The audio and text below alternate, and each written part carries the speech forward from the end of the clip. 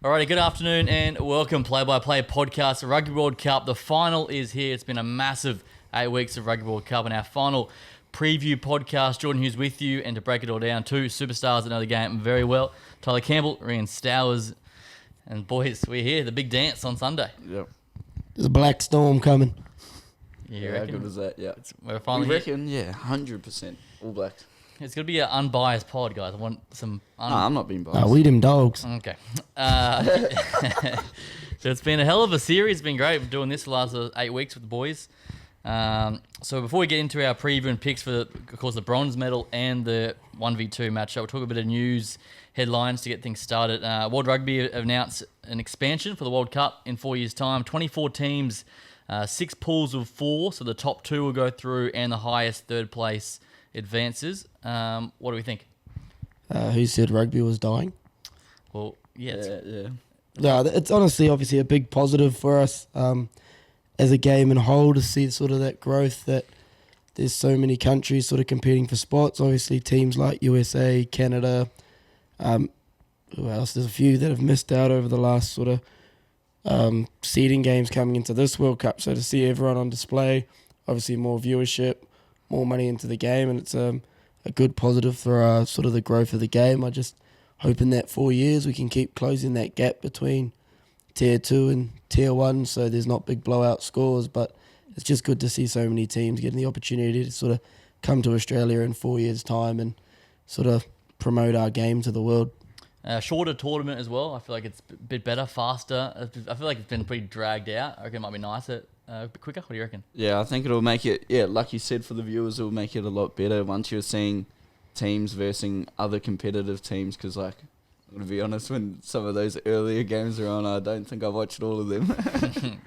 I sort of want to spin this a little bit. Do we think it potentially devalues the pool stages now because these games aren't as important? Because, 3 go through, like Australia, they would have went through. In the New Zealand versus France game, are they as worried? Like, it could be big blowouts. Do you think it devalues the pool stage?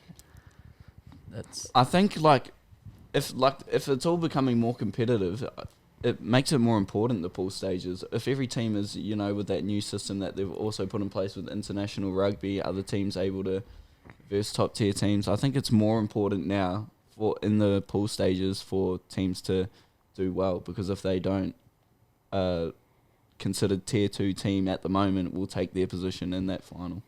I think also with the seeding being done, I think it's January 2026, so it's now 18 months out rather than 2.5 years out. So obviously we should have a bit more of a spread of teams compared to this year, where I think Pool B with South Africa or Scotland, Tonga, those guys sort of missed out. It's sort of going to spread that talent across the board with our top ranked teams, but also on top of that, you don't really want to be mucking around on pool play and then you cross over and you're playing. We had Ireland, New Zealand this year. We had South Africa, France. Like, we still had solid quarterfinals that were essentially semi-finals. But you don't want to make that mistake where you drop a couple of games in pool play. So I don't think it devalues it as much as people want to think, because you're still going to go in there to win. And then on top of that, it also gives you a chance if you're bringing a young guy, for a Wallabies this time around. They had a Max Jorgensen, for example.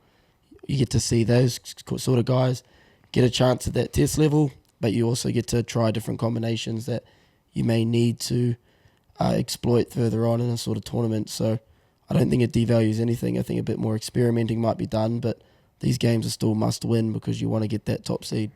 I think it's really good. I think it's important we have Canada, USA. I think they have to be in the World Cup now. Now the expanded model, they all will be. Of course, another add-on is the new look Pacific Nations Cup, which is what you spoke about, Reed, the Tier 2, getting the more test match footy. So we'll see Samoa, Fiji, Tonga, Japan, Canada and USA play in a tournament every year, and this is also a line across the women's format as well. Huge for Tier 2. Yeah, I thought it was amazing first off when I saw it, but then after looking at Lima Sopowanga's post, yeah, I think I can understand both sides of it. Yeah, they are getting more games throughout the rugby calendar, but also they're not getting the chance to verse the All Blacks, the Wallabies, South Africa. Like, they're still versing other Tier 2 teams. So how far can you really excel when the competition you're versing is also, not the best standard of rugby in the world? whoever wins that should be able to promote into that promotion and the relegation that's what's they spoke about it, but I don't think it doesn't come through till 2030. So that's right. The new comp starts 2026, but the whole promotion relegation isn't coming until 2030. It seems like a big gap to get it sorted. I think that's massive. Like, the action needs to happen now. Yeah. Now we're seeing the teams they're actually showing up, and the tier 2 teams are starting to match it with the big dogs. I think it needs to happen like right now. Take action now. Why not? Yeah. What has Rugby got to lose? Yeah, sorry. I think the only thing that could be stopping that, and why they've picked sort of Japan to go in there, like as an example, and your Italys, who are probably not stronger than your Fijis and your Tongas and your Samoas, is they might need the investment from those countries to get the tournament up and going. Yeah, it's probably a financial thing. Like that's the only reason. That would make sense. All the money on trees? No, because I did ponder it for a bit. Like, why is there not a chance for everyone to sort of have a go at being involved in this sort of, what are they calling it, the Nations Cup? Pacific Nations? Pacific, I think it's the Samoa one, but then there's the other one with the Six Nations and the Rugby Championship teams. Oh, yeah, there's so many. Yeah, I think that's called the Nations Cup. I think. Don't hold me to it. For me, if it's the Nations Cup, obviously it's not your World Cup, but you want your sort of top ranked teams on your IRB World Rankings playing in that, because that's obviously what you want. And to bring up those tier 2 nations, it probably should be those other nations going, okay, let's at least plan once a year to play All Blacks go play a Samoa. They used to do it back in the day. Yeah. Aussie will go play Fiji. South Africa, we might go and play Tonga, whatever it is. England goes and plays, or Georgia's sort of involved in it, but Portugal. Just give that exposure to those countries and sort of give them a chance to play. Like, it's one extra test on the schedule, I know, but I'm sure we could sort of, as a rugby community around the world, do that to help the game grow and sort of build some strength going into these next World Cups. Sort of the 2027 is a bit early, but at least the 2031 when it's in the States, and we want to put our best sort of foot forward and promote the game, and you've seen how American sport is. Yep. If we can promote the game there and get it growing there, 100%. It's going to lift. Yeah, so many opportunities. I think overall, very positive. It's exciting 100%. For the game. More footy, more opportunities for everyone, really. So next up, I want to talk about, just quickly, because I'm so sick of it. Eddie Jones, the Mail is suggesting he's about to get the sack. He's going to be gone. Chris Webb, who's been the team manager for the Wallabies for years, he's just resigned. All the staff in the World Cup, everyone, they're all gone. Everyone's gone. So cleaning house. Yeah. Thoughts? What can you say? Yeah, I said it to I was sort of didn't want to talk about it. Yeah, he messaged me earlier. And then literally 10 minutes after that, I'm flicking through the news and that pops up, and I sent it. We've got 2 minutes. Talk about it, then I'm done. That's it, Chip. But no, my thing is, if we're gonna do it, like everyone in Aussie, like let's not bag it anymore. Let's move forward. And let's grow the game in this country together, because there's so much sort of tapped potential and talent floating around. And if we can get it into the game, we can grow it. So cut ties, make the decision, and I think everyone's just got to back it now. Whatever you do, just stick with it. Yeah. Nice. Oh, positive for Australian rugby. Zane Nongor. Oh, yeah. The 1-4 documentary. Shout out to Shanongzi made the 1-4. No, what are you talking about? So the 1-4 got a new doco on Netflix, and I saw the Mountie Bop. Lloyd Johansson posted it. Yeah. So explain to people what we're talking about. So they had a TikTok dance, or they used to do the Mountie Bop in their dance, and they were talking about it, sort of how it went viral and helped them sort of grow as a group, and they cut to all these different TikToks and things, and it come up to the game when he got that Jeeps. Yeah, we got the scrum penalty, and he popped up from the scrum to win the game, and he's doing those ones, doing the old bop, and yeah, it made the doco. It was pretty funny to watch. And he's a Wallaby now. How good's that? How good. We're getting personality. Yeah, personality in Rugby Australia. How good. In the Bond Cup, we can market that. Yeah, definitely. Lovely. Alrighty, so let's get into the nitty gritty. 2 games left for the Rugby World Cup, and it's a bronze medal match tomorrow morning. Argentina versus England. Argentina $3.50, England $1.30.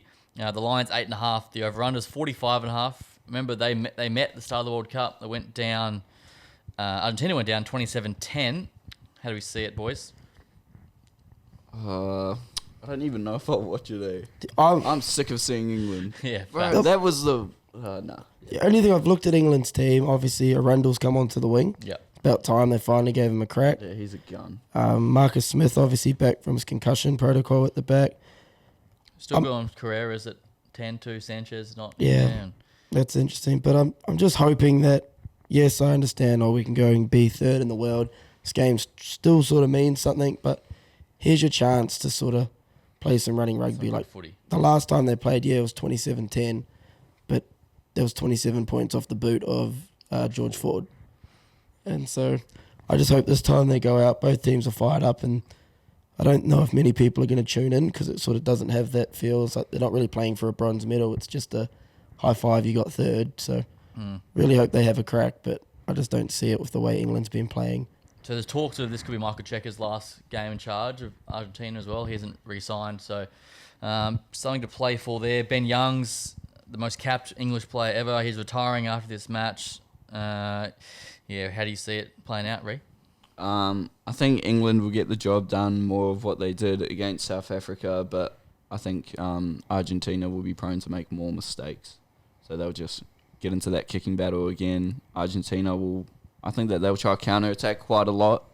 That could force errors. But what's the line? 8.5. 8.5. Yeah, I think England It's a lot of points, or not?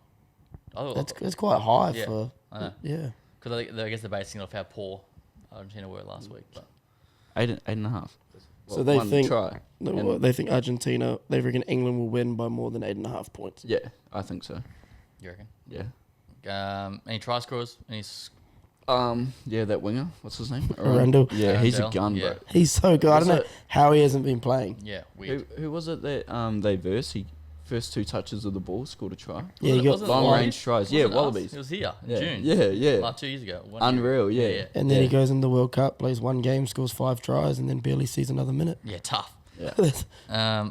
I'll go home for maybe even a double. Oh, actually, it's England. No, I'll go in 1 try. But they don't play rugby. It's obviously, this is a hard one because you don't know what the mindset is of these teams going in. As you said, bit to play for both teams, but I actually think Argentina will cover that line. I wouldn't be surprised if they win. They're a team that's, when they're hurting, they sort of come back and fire up, and they've obviously lost to England. They've just lost a semi-final to the All Blacks where they were kind of pumped in the end, so I could see them coming through, so I'll get them to cover the line. And like Montoya, their hooker to score. Yeah, he's just good near the line, and he's just a big body, and he carries well. Lovely. Yeah, I liked Argentina plus 8.5. I reckon England will win a close one, 32-28. I reckon there will be some points scored. I reckon I'll sort of lay it on the line. So over 45.5, I like Arundel for a try and Mateo Carreras on the wing for the Argies to cross over as well. So that will be that one tomorrow morning, 5:30 a.m. here in Australia. Let's not waste any time. Let's get into it, boys. You guys are itching to talk about it. We them dogs. New Zealand versus South Africa, our Rugby World Cup final. This is going to be huge in Stade Francais in Paris. It's going to be just electric. The Epic and Cannon, arguably the 2 best teams. It's going to be awesome. Yeah, I think not even arguably anymore. I think they both stand their position as the 2 strongest teams. South Africa was, they were already the Rugby World Cup champions coming in. Ireland were that next team, and then I think you'd argue it's always going to be All Blacks in the top 3. Yep. But I think All Blacks have really shown what they're made of, and now we're in the final, baby. So New Zealand are the favourites, $1.70. South Africa, $2.10. The line's 2.5. Now that's moved a little bit. The over-under's 41.5. The draw's paying $11 if you fancy that. So these guys have met 105 times. New Zealand's won 62. South Africa 39 has been 4 draws. And 4 of their 5 last meetings at World Cups have been decided by 10 or less points. Both looking to become the first team to win 4 Rugby World Cups. Start with the Springboks, the start of their team first. Obviously, big changes, Pollard, Lebock. How'd you see it? Yeah, obviously, it's harsh on Lebock, but I think they've played their card with their team. Obviously, starting Fath, bringing Pollard back in, that they're going to kick a lot and sort of apply pressure, and then you get onto their bench and they've gone a 7-1 split. It's very unconventional, but it worked for them in, I think the game was in Paris or in Twickenham when just before the World Cup. Yeah, Twickenham. So you got to back them. That is wild. It's a big ball. Such a gamble, eh? Personally, if I'm sort of running that All Black team or I'm the coach, I'd be looking to send traffic down to Clerk's Channel. Yeah. Because they've got no backup halfback, and there's obviously the chat, Cheslin can cover there, he can cover 10. Yes, he can do that at club level, but this is Test footy and this is a World Cup final. You don't he hasn't done that for South Africa. Yeah. He hasn't done that in a World Cup final. So for people to be saying that, like, you sort of have to be proven at test level at multiple positions to really be classed that utility player. Yeah, for sure. So I think it's a big risk, and I think it comes on from South Africa worrying about the New Zealand pack probably being a bit fitter. I don't think they're as big, New Zealand pack, but they're probably just, they match the physicality, and they probably last longer into the game than the South African pack does. So I can see the strategy behind it of rolling on those 7 players because, they're called the bomb squad for a reason. They scrum well, they carry hard, and we saw the impact they had in that last 30 against England in the semi-final on the weekend. Reid, do you reckon Lebock, do you reckon it's a bit harsh on him, starts all tournament and then dropped out of the 23 altogether? Or do you reckon it's a right move? Yeah, well, obviously as a player, you would feel pretty hard done by. You've played every game leading up to the final, and then it comes to the final and you're out of the squad completely, not even on the bench. Yeah. I think, that's pretty ratchet, but... ratchet. I reckon it's good though. Pollard's the best option. Yeah. I think, well, with the game plan that they're clearly going to try exploit, he's the player that you want leading it. You don't want Lebock in there because, he's shown that he's not really rocks and diamonds, but he hasn't been amazing. But, I think if you're going to go with a kicking game plan, Faf and not Pollard is who you need. My only concern around Pollard is how match fit he is. Yeah. Like, he played 50 last week. He looks big, eh? Yeah, he's always been pretty... Carries. Like, he's been a quality footballer since his 20s days, but, like, being injured for that long, coming back, playing sort of that 20 minutes, 50 minutes, and I think he played 10-15 against France. Yeah. Now he's expected with no one on the bench to play a full 80. That's True. A big ask. So it'll be interesting to see how he sort of progresses as the game goes on. But the one thing he does have, if you want anyone taking a kick at the end of the game, he's your man. He's your man. Like, he's clutch in that regard. So I can see why he's there. I'm curious to get your opinion on this. How do you think the Springboks, so what's the style of play they have to play to, I guess, challenge the All Blacks and potentially beat them? Like, how do they got to play? I reckon it'll be real slow tempo footy. Slow it down completely. Take as much breaks as they possibly can. They only have one substitute for the back, so if the All Blacks are able to play the high tempo style that the All Blacks like to play, they're going to get gas. So I think they have to slow it down, do more of what they were doing against England, really, and just sort of wait for errors, force them, actually, because their chase line is unreal. Tyler? Yeah, like, we've seen what their game plan's going to be just from their team naming. They're going to back that high ball, they're going to back the defence, and they're going to apply pressure in that regard. I think their physicality has to be big. You've got to disrupt New Zealand's ball, and when you're carrying, you've got to get over that gain line to sort of secure your ball, because Kane and Severe have been unreal the last couple of weeks at getting on the ball and pilfering. So that probably relates also to the 7-1, that physicality, because you need sort of 8 forwards all going forward and all defending really tough. So, yeah, it's an interesting one. Obviously, the game plan has been put out there for us, so we can see if they can execute it. If they do execute it, I think it works in their favour because it suits the players they have, and it's going to it could rattle the All Blacks. Definitely. And interesting to think about too, South Africa's last 2 games are semi and the quarter by 1 point, both of them. So, there's been big, there's a bit of fatigue going into it. Whereas New Zealand, a bit fresher. Last week was pretty cruise control. Not just that, not just this quarter and semi. We got to add, they had Scotland, they had Tonga, they had Ireland. Yeah, they've been tested. They've played 5 now. They're going to play all 6 once they play New Zealand of the top 6 ranked teams in the world at the moment. Yeah, facts. So they're definitely battle tested. It's just how fresh they're going to be this weekend. All right, let's turn our attention to the All Blacks. Their team sort of as expected. It's pretty much 1 to 23 full strength. Any surprises in there for you or anything you didn't like? Nothing I didn't like. Obviously, I would have liked to have seen Cam Roigard, but I do understand Finlay Christie being that sort of older head and smarter footballer in a big game like this, whereas Cam Roigard probably hasn't had much experience in big games yet, rather than a little cameo against South Africa at that Twickenham game. Only probably surprises, and when you think about it, it's not so much a surprise as Nepal over Fletcher Newell on the bench and Samasoni over Dane Coles, but there are 2 best scrummagers in the country at those positions, so that's obviously a ploy put in place to sort of diffuse that South African scrum coming on off the bench where they've got to match them. Otherwise, it's just going to be penalty after penalty. So I can see why they're in the team, and that's your job as a front rower. And if you're the best in the country at it, you're probably going to get that nod when time comes. In backline, who's sort of got to stand up for you? Who's the key man in that backline to light it up? I think Bowden Barrett, the other two, like we were saying the last week, are very safe under the high ball. If Bowden Barrett doesn't, get his shit together. Not that he's been playing bad or anything, but if he has a bad game, there's no chance that the All Blacks can win this. Like we saw with England, their fullback was unreal the whole game until that last little hiccup, and then that basically sealed the game for them. So I think big onus on the back three this week to give the All Blacks a chance to win this World Cup. Yeah, Bowden's going to get bombs all day. Yeah, 100%. He'll be targeted. Interesting, actually. I heard this today. So I got a friend of a friend who's over there in the All Blacks camp, and apparently, connections. So apparently Richie's been struggling a bit with a hammy this week. He hasn't trained. Oh, no way. Yeah. So I think he's expected still to play, but apparently he hasn't trained much at all. So hold on. Can we get a source to this? Borrow the money. Look for the left history. That's all he needs.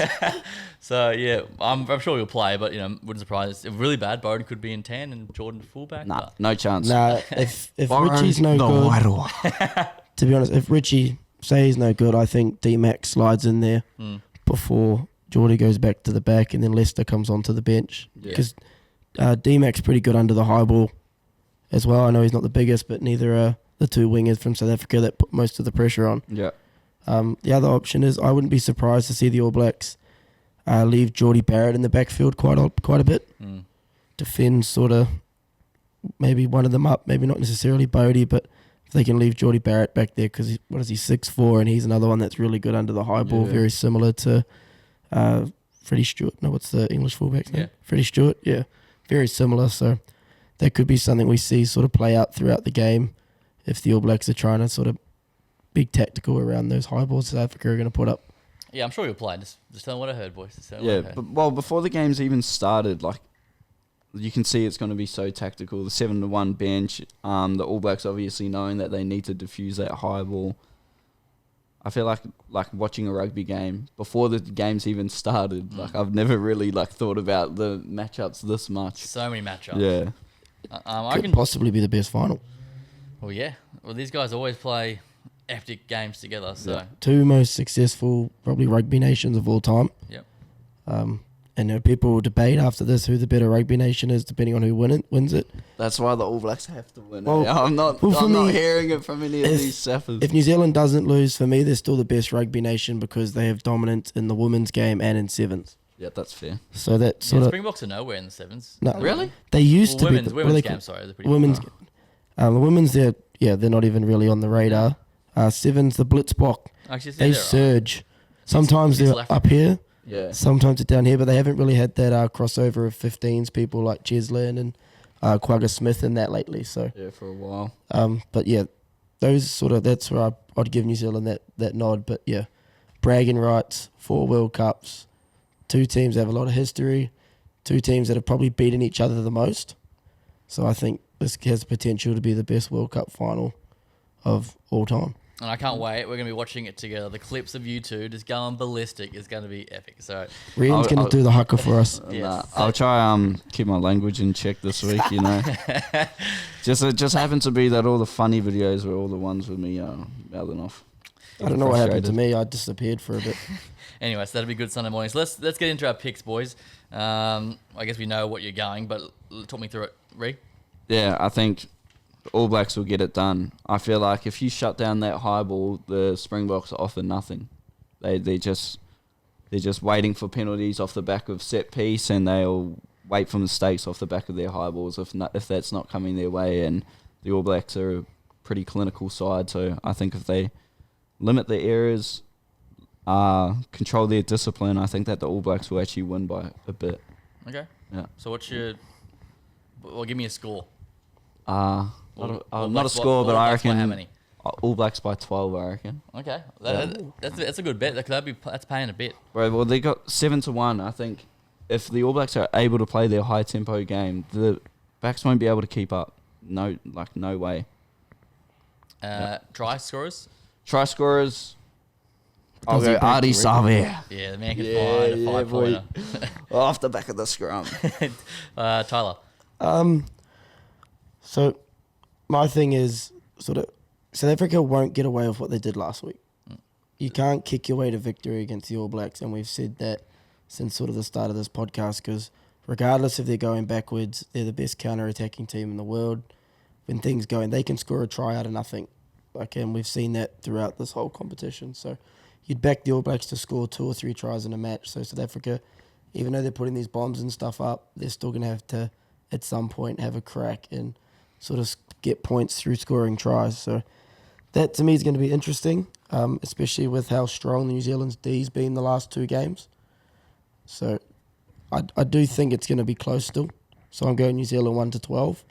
Yeah. I don't think Will Jordan breaks the record, so I don't see him scoring. I think it's an unwritten rule that you can't break the great Jonah Lomu's record. Yeah. Fair. That's why Richie dummied it. Yeah, facts. There was so much money coming in on, everyone's betting on Will Jordan. Yeah, score. so for me, if I was looking to try score, I see it going the other wing. I see Mark Talia trotting over, and I actually would like to see Rico get over this week too. I just think he's due a big performance, and everyone's sort of stepped up the last 2 games, and he hasn't had that big performance yet. And I think with his speed, if he gets on the outside of Jesse Creel, it could be dangerous. So All Blacks by...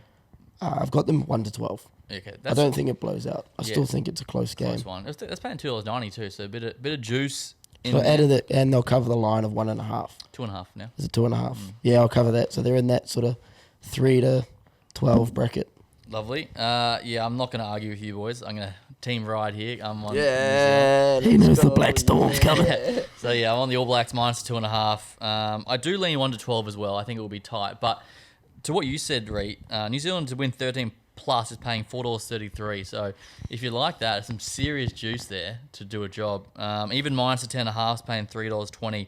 So yeah, I might sprinkle something on that for sure. But yeah, like the All Blacks. I don't mind Geordie Barrett for a try too. Little hard line, close quarters. I was just about to say, I think looking at the team list, I think that's where the biggest mismatch is in the centres. Geordie Barrett and Rico up against Delendi and Creel. Yeah.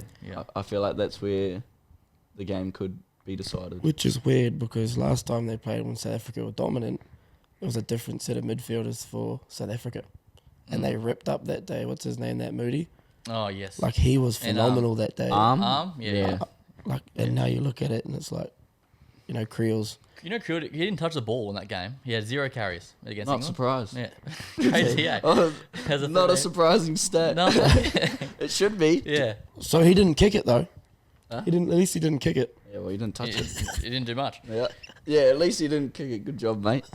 I bet if he had the chance, he would have. Bit salty about that, eh? He's still fired up a week later.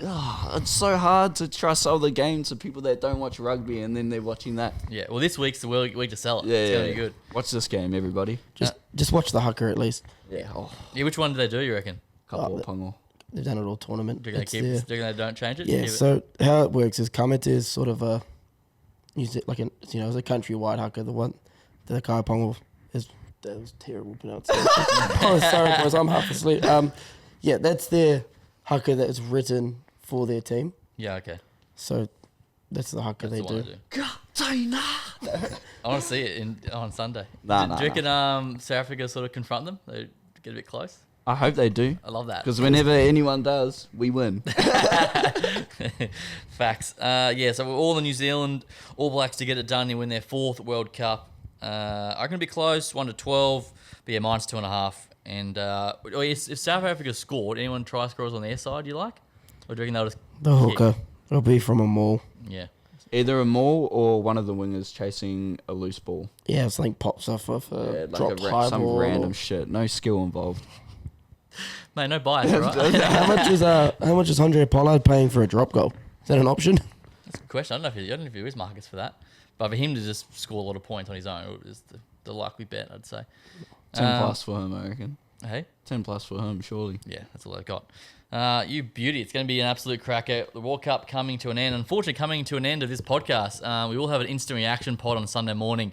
Hopefully, these guys will be in a good mood after a good result. Yep. If not, it's a one-man pod. It's going to be very sad if not. But yeah, thank you for you boys over the last 8 weeks. It's been awesome having you a part of it. And thank you everyone that's listened. All the clips and the podcast views have gone up week by week, so I definitely appreciate that. in 4 years' time, boys. You're here in Australia. How good? Yeah, I'm really looking forward to it. Yeah. Obviously, we'll still be young enough to sort of enjoy the festivities of it. Hopefully I'll be 30. Hopefully I'll be we're all a 30, part of it jeez. in some- we're all going and watching it. I'll be commentating. Yeah. We'll be doing live podcasts from the stand. Sure, mate. Sounds You'll good. be commentating, then you have to come join us because we're still running the podcast. Yeah. By then, you're a media king by then. I'll be playing. Yeah. I hope so. Before. Six Some more. If you fancy a bit of rugby, these boys are back in the action this weekend. Gold Coast Sevens at Bond University. Bit of Sevens footy for these boys. I haven't played since 15s. A little while. How are we feeling? Time to get a dub, I reckon. Yeah. I think half the Gold Coast might hear my heavy breathing tomorrow. It's going to be good. So, yeah, come down to Bond Uni, check out these boys in action. But yeah, the World Cup final, 5 a.m. Sunday morning, live on Stan Sport in Australia. So, thank you for your company, and until next time, we will see you soon. Any closing thoughts, boys? There's a thank black you for having storm us. coming. There we go. Thank you for having Yeah, us. it's been awesome. Looking forward to watching the final game together, and hope we've given the people some good insights, and there's been some good clips. Yeah. Yes, nice, Dales. I've improved a little bit. On that Sorry for everybody that's had to listen to me for the past 8 weeks. Oh, God. On that note, see you later. Bye.